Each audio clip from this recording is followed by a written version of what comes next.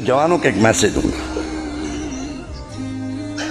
ये हमारा अकीदा है ना, इमाम हुसैन बख्शवा देंगे, इसमें कोई शक नहीं, इसमें कोई शक नहीं, हर हुसैनी बख्शा जाएगा।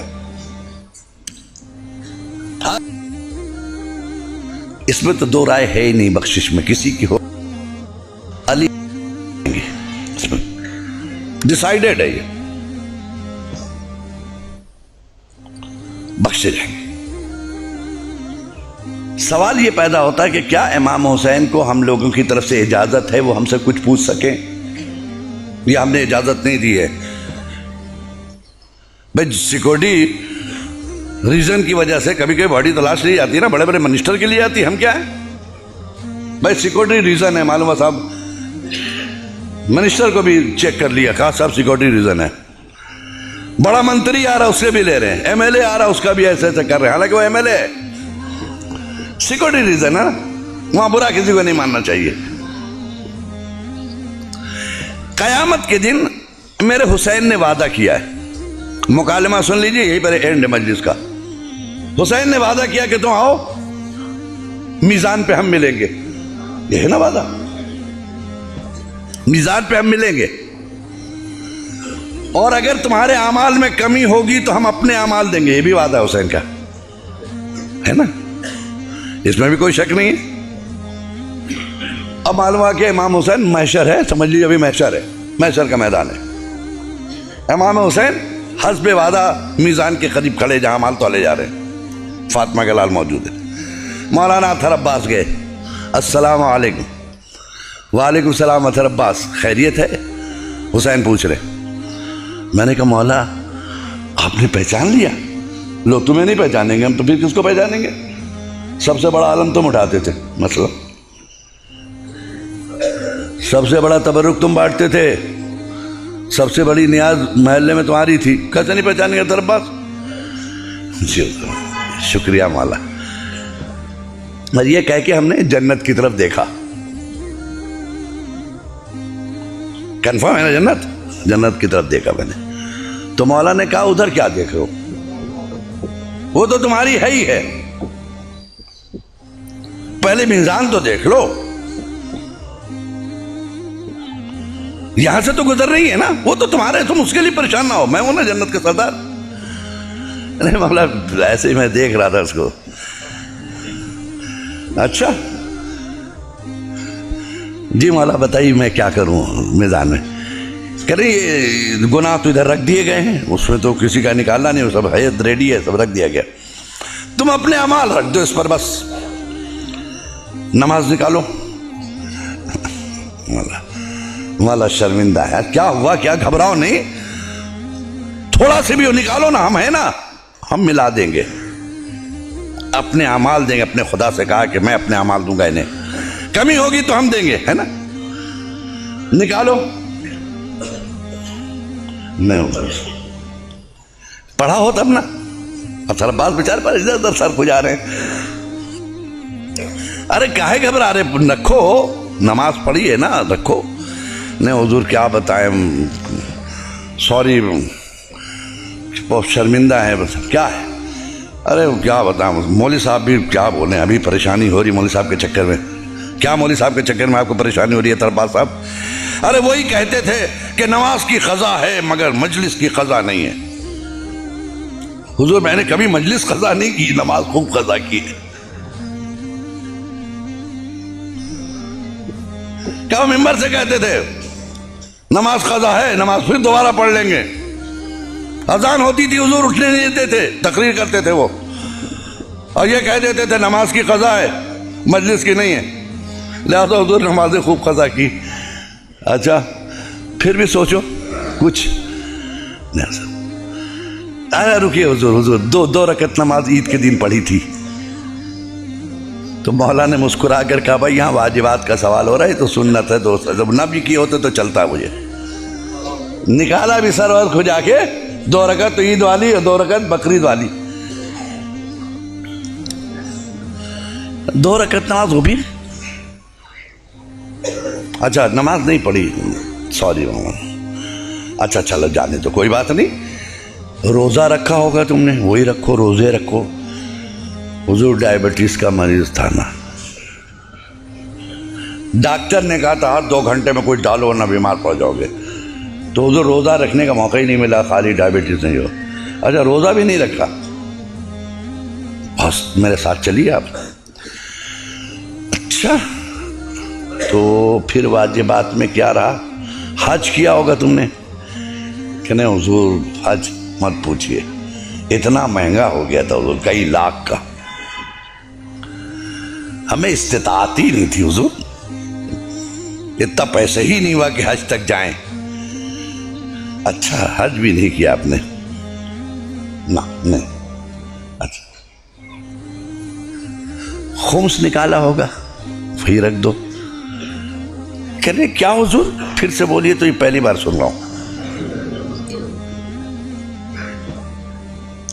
पहली बार सुन रहा हूं। ये खुम्स है क्या? मुझे तो किसी ने ऐसा नहीं बताया। कह लो खुम्स नहीं मालूम तुम्हें? मेरा हक, हम अइम्मा का हक, वक्त के इमाम का हक अदा किया तुमने। हुसैनी हक दिया, मेहदी का हक दिया, इमाम बाकर का हक दिया, इमाम मूसा काजिम का हक दिया, मेरे बाबा का हक दिया। कि हुजूर ये खुम्स है क्या? साल भर खर्च करने के बाद जो बच जाए, जिसको तुम खा नहीं सको, वेस्टेड मनी बच गया, उसका 5वां हिस्सा। हुजूर हमको तो ये नहीं बताया कि हमें ये बताया कि जो बच जाए उसको 5 साल के लिए एफडी कर दो, फिक्स डिपॉजिट।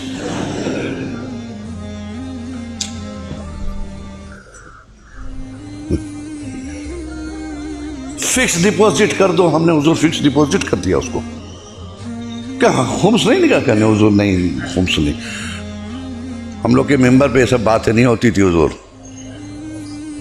अच्छा, नमाज नहीं, रोजा नहीं, हज नहीं, ज़कात नहीं, खुम्स नहीं। अच्छा ये बताओ फिर कर क्या रहे थे? ये बताओ, इतने दिन तुमने किया क्या? वो मातम किया आपका, है ना? आपका मातम किया हुजूर। क्या हुसैन नहीं पूछेंगे हमारा मातम क्यों, यजीद का क्यों नहीं? बहुत देखिए, बहुत नाजुक मरहले से गुजर रहा हूं, इतना सख्त कोई जाकिर नहीं बोलता, मैं सिर्फ हिदायत के लिए बोला। मेरा मातम क्यों, यजीद का क्यों नहीं? मेरे पर क्यों रोए तुम? रीजन बताओ रोने का।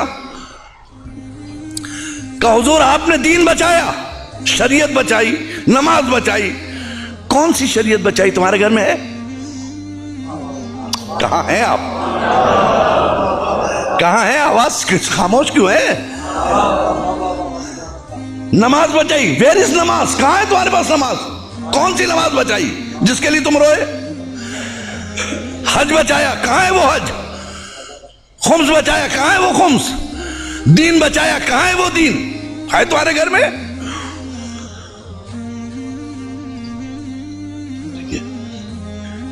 हुसैन को हक है ना पूछने का, या नहीं है?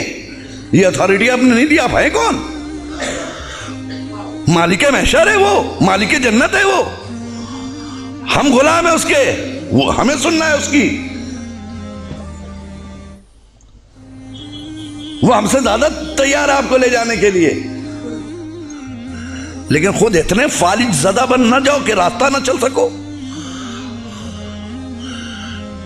बेदीनी का इतना फालिज न गिरा लो जिस्म पर कि जिस्म मफलूज हो जाए, जन्नत तक जाने के लायक ना रह जाए।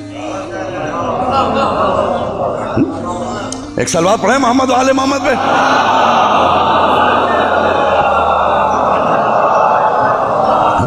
बेदीनी के का इतना फालिज जिस्म पे न गिरा लो कि पूरी बॉडी तुम्हारी मफलूज हो जाए कि उठ के जन्नत तक जाने की सलाहियत ना रह जाए, क्योंकि तुम फालिज ज़दा हो।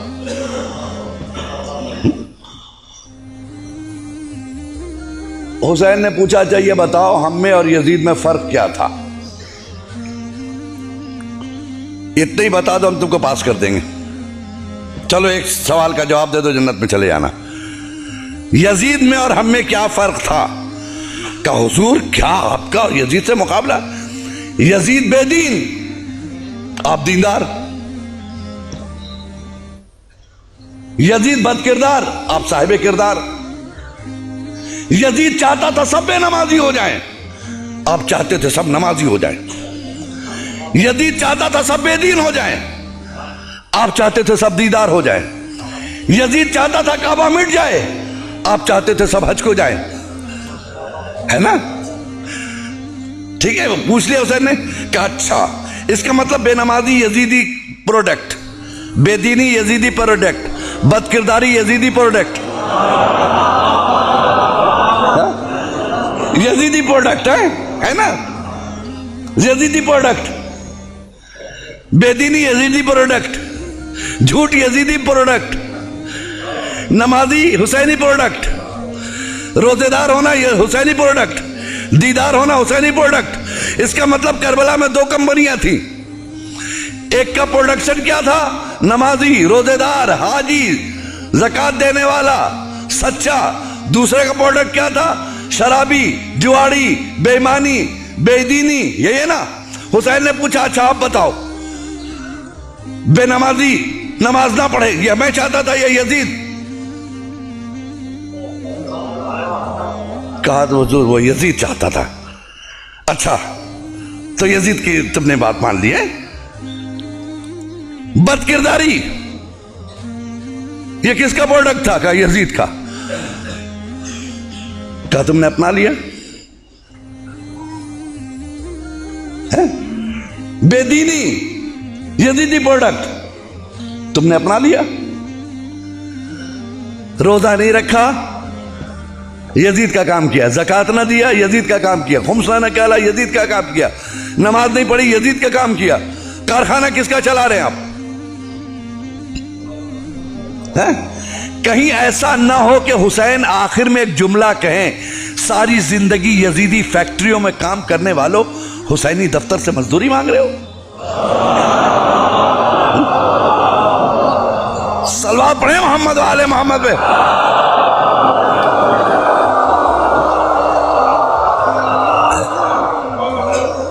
सारी जिंदगी यजीदी फैक्ट्रियों में काम करने वालों, हुसैनी दफ्तर से मजदूरी मांगने हो। शर्म नहीं आती?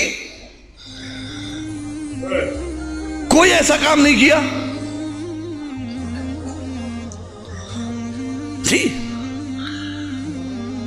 हम आज ज़ियारत पढ़ते हैं फातिमा के लाल की।